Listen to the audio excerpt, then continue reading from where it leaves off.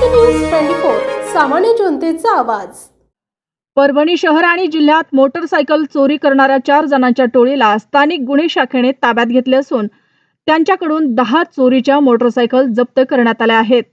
गुप्त बातमीदारामार्फत मिळालेल्या माहितीनंतर स्थानिक गुन्हे शाखेने सापळा रचून ही कारवाई केली आहे।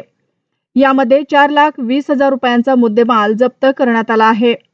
सदरची कारवाई पोलीस अधीक्षक परभणी श्री रवींद्रसिंह संतोषसिंह परदेशी यांच्या मार्गदर्शनाखाली अप्पर पोलीस अधीक्षक यशवंत काळे यांच्या नेतृत्वात पोलीस निरीक्षक विवेकानंद पाटील, स्थानिक गुन्हे शाखा परभणी, सहाय्यक पोलीस निरीक्षक राजू मुत्तेपोड, पोलीस अंमलदार मधुकर चट्टे, सुग्रीव केंद्रे, निलेश भुजबळ, विलास सातपुते, रवी जाधव, सूर्यकांत फड, लक्ष्मण कांगणे, निलेश परसोडे, रफिउद्दीन शेख, परसराम गायकवाड, दीपक मुदिराज, मधुकर ढवळे, उमेश चव्हाण, रणजित आगळे सर्व नेमणूक स्थानिक गुन्हे शाखा परभणी यांच्यासह सायबर पोलीस स्टेशनचे गणेश कौटकर यांनी मिळून केले आहे।